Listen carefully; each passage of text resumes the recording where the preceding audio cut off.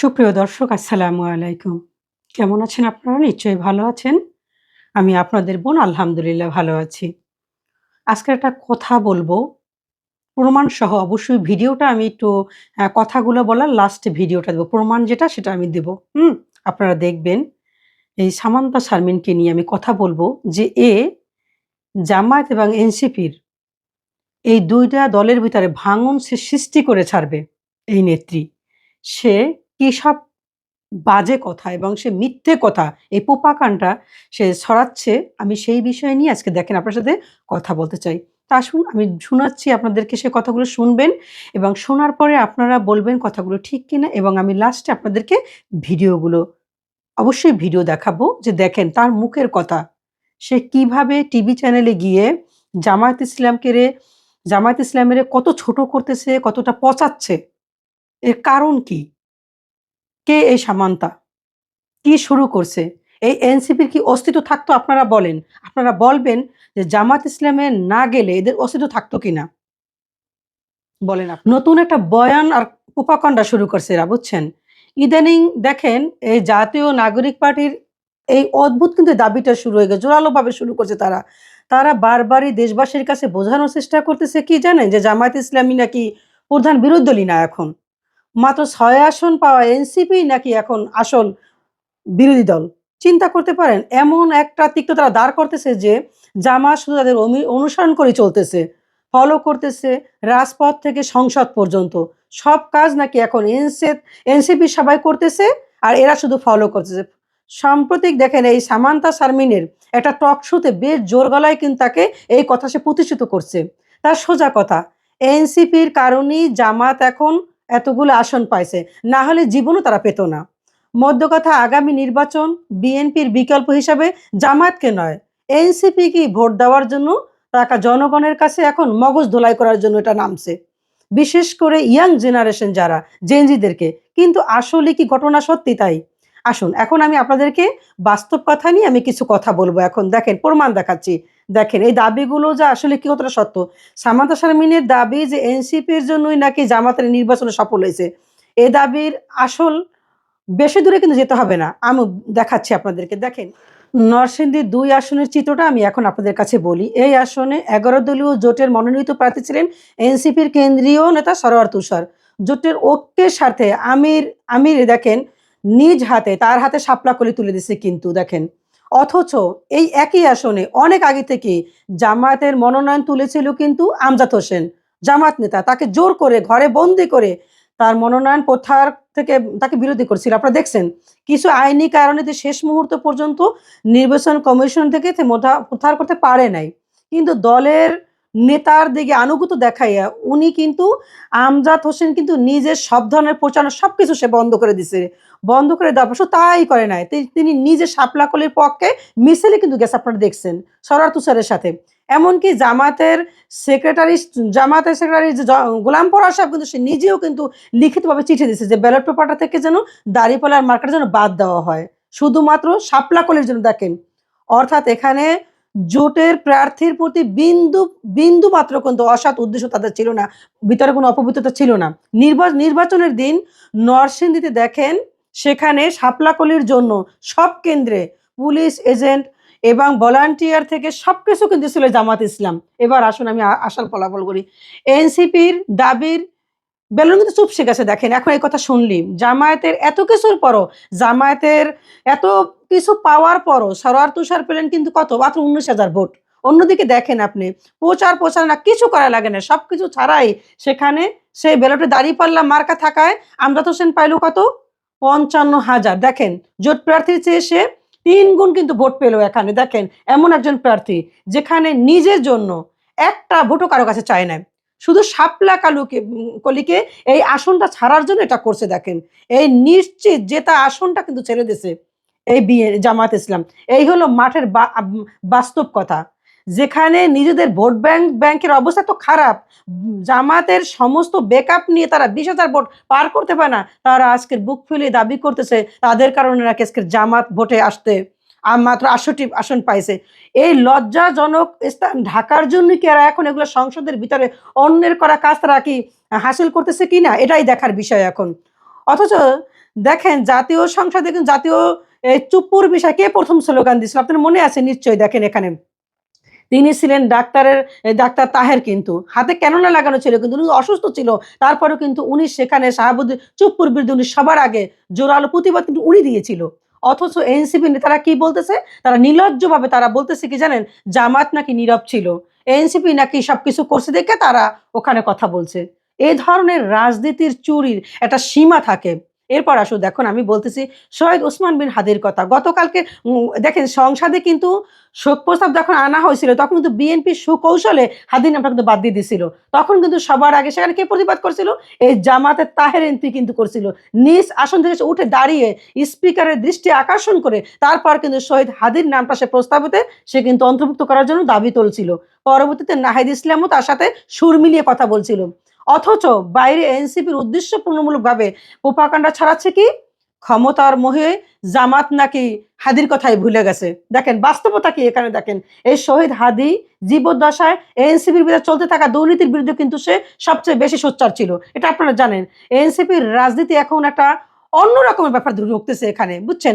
হাসানাত আব্দুল্লাহ এবং সাজিদ আজম ছাড়া আর কেউ কিন্তু জামাতকে কঠোর করার কিন্তু হাতছাড়া করতেছে না। আপনারা এই জিনিসটা একটু ফলো করে দেখবেন। অবশ্যই আমার এই কথাটা, এই সার্জিস এবং হাসানাত ছাড়া এরা কিন্তু কেউই এই জামাতকে ছাড় দিয়ে কথা বলতেছে না। তারা এখন নিজেরাই মনে করে তারা এখন সবকিছু হয়ে গেছে। এটা কি আদৌ ঠিক? এটা কি ঠিক আপনারা দেখেন? এবং আরেকটা কথা আমি এখন বলবো, আপনার সামনে আমাদের ইলেকশন আছে, ঠিক আছে? সামনে যে ইলেকশনগুলো আছে সেই ইলেকশনগুলো চেয়ারম্যান মেম্বার যে ভোটগুলো আছে, যে পৌরসভার যে ভোটগুলো আছে, ইলেকশনগুলো আছে, সেখানে জামায়াত ইসলামের উচিত হবে এদেরকে একদম ছুঁড়ে ফেলে দেওয়া। ছুঁড়ে ফেলে দিয়ে এরা এককভাবে ইলেকশন করা।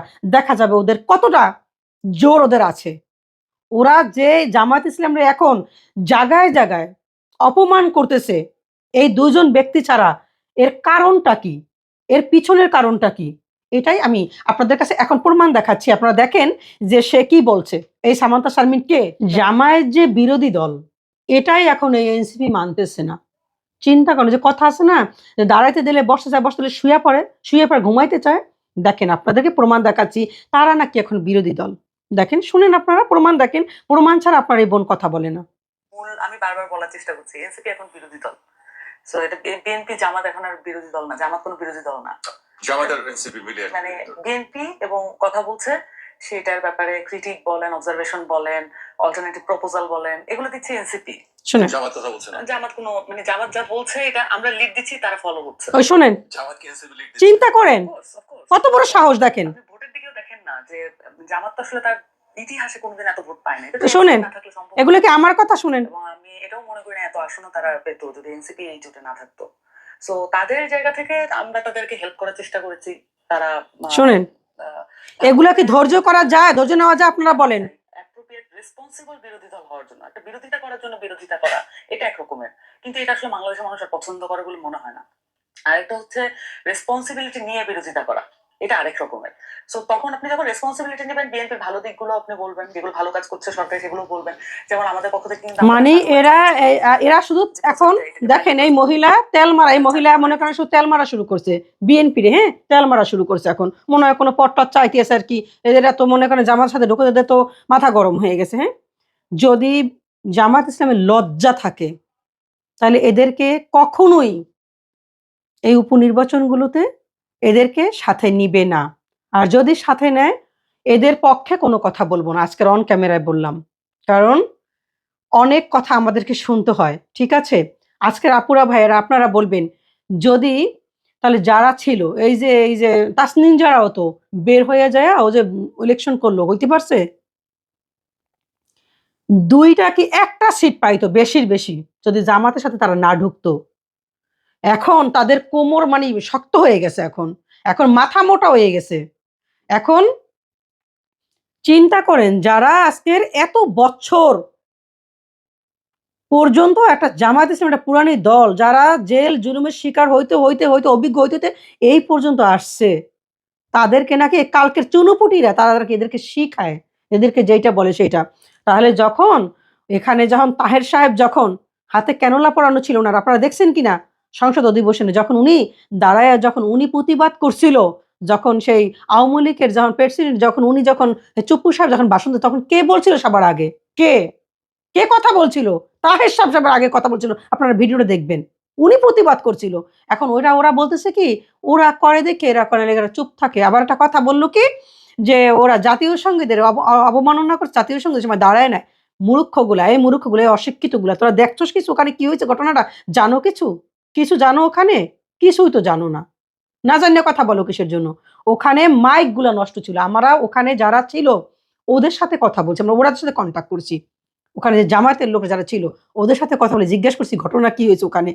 ওখানে ওরা যখন উনি যখন ঢোকে প্যাঁ প্যাঁ করে দেখছেন একদম সেই তাকে রাজকীয় বাঁশি বাজায় তারপর তাকে নিয়ে আসছে দেখছেন তো আপনারা। ওই তখন ওটা ছিল। তখন ওরা দাঁড়ায় নেয় কেন? ওকে ওরা সম্মান করবে না।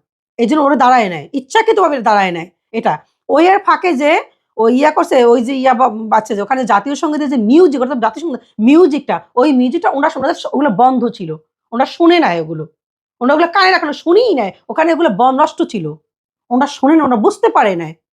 ওনারা বুঝতে পারে না। যখন ওরা বুঝতে পারছে তখন ওনার সাথে দাঁড়ায় গেছে। তো অল্প একটু সময় ছিল। কিন্তু ওনারা তো এটা শুধু চুপ্পুর জন্য এটা করছে। এখন আচ্ছা, আচ্ছা সেখানে যে বিএনপি যখন একজন লোক যখন উনি যখন কথা বলতেছিল, উনি তো কথা বলতে পারে নাই। উল্টাপাল্টা বলে একটা, বলতেছে একটা, উনি যে বলে খালেদা জিয়ার কথা। উনাকে বলতেছে যে শহীদদেরকে নিয়ে কথা বলা, তখন কিন্তু বলছে ওখানে যে, "আপনি এই বিষয় নিয়ে কথা বলেন না, আপনি তো এই বিষয় নিয়ে উনি যখন বলছে, "আমরা নতুন আসছি, বুঝতে পারি অনেক কিছু বোঝারও ভুল আছে।" মানুষের একটা ভুলও তো হতে পারে, বোঝার ভুল, শোনার ভুল হতে পারে। শুনতে পারে না, সেটা নিয়ে দুনিয়া ছড়াই ফেলেছে। উনারা কি একজন হয়ে গেছে একজন। উনারা একজন কি চুনুপুটির দল কি হয়ে গেছে। আজকের তোদেরকে যদি বয়কট করি বাংলাদেশের সবাই, তোদের কোনো পাত্তা থাকবে? এই এনসিপি তোদের কোনো পাত্তা থাকবে? মুখ খোলাবি না একদম। মুখ খোলাবি না বলে দিলাম। ভালো হয়ে যা। জামায়াতকে নিয়ে একটা কথা বলবি, একদম পচায়া দিমু, ছেড়ে পচায়া দিয়ে দিমু। পচায়া দিয়ে দিমু আজকে বলে দিলাম।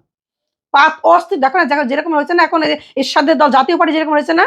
নিশ্চিহ্ন, এই নিশ্চিহ্ন হয়ে যাবি একদম মনে রাখিস। এরকম হয়ে যাবি। জামাতের পাখের নিচে ঢুইক্কা সবকিছু পাক না কাটতে চাও, হ্যাঁ? এই পানিকুড়ির মতন সেটা চাচ্ছ? হ্যাঁ? এই মহিলাকে যদি আমার কথা হইছে, এই মহিলা কেন শোকেস করতেছে না কেন? নাহিদ ইসলাম কেন করতেছে না উনি? যদি এটা নাহিদ ইসলাম নাই করায়, তাহলে উনাকে তো অবশ্যই শোকজ করবে, উনাকে প্রশ্ন করবে, জিজ্ঞেস করবে, সবকিছু করবে নাকি? এটা করবে না? করে না। এটা ওরা করাচ্ছে। ওরাই করাচ্ছে। এই নাহিদ ইসলামই করাচ্ছে এগুলো। এছাড়া এটা বলার সাহস উনি এরকমের পায় না। এরকম প্রত্যেকটা টিভি চ্যানেলে যাই যে এখন বলে বিরোধী দল হইছে এনসিপি কিসের জামাত ইসলাম বিরোধী দল। ডাইরেক্ট বলে। আপনারা তো শুনছেন কথাগুলো। কতক্ষণ ভালো লাগবে এগুলো বলেন? এই রকমের কতগুলো আছে এই দলের ভিতরে যারা ফাটল তৈরি করবে। যাদের কারণে দেখবেন এই এনসিপিটা একদম বিলীন হয়ে যাবে। চিহ্ন থাকবে না এদের কোনো। যেদিন শুনবেন, আমি আমার কথাই তো বলি। যেদিন আমি শুনবো যে জামায়াত থেকে এনসিপি চলে গেছে, আমি জীবনেও এনসিপির পক্ষে কথা বলব না। শুধু কথা বলব হাসান আব্দুল্লাহর পক্ষে আমি। আমি আর কারো পক্ষে কথা বলব না। প্রশ্নই আসে না। ওদেরকে পচাইয়া দেব। ওদের সবগুলো করে ফেলাবো আমি। স্বাভাবিক। এরকম সবাই সরে যাবে। ওদের কে থাকবে? ওদের চেনে কে? ওরা ৩০০ ওরা বলে ৩০০ আসন দিত। ৩০০ আসনের একটা পাইতো। ওদেরকে চেনে কে? বরিশাল তো পিড়ায় লড়াই ছিল এর আগের বার। ওদেরকে চেনে কে? কথা বলে খালি লম্বা, লম্বা কথা। হ্যাঁ? জামাতের সাথে এক জায়গায় যায় তো, জোটে আছে তো, টের পাচ্ছে না কোনো কিছু।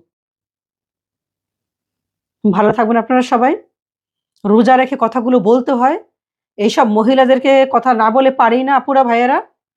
দোয়া করবেন আমার জন্য। আমি আপনাদের জন্য দোয়া করি যাতে দলটা ঠিকমতো থাকে। আর কিছু বলার নাই। আসসালামু আলাইকুম।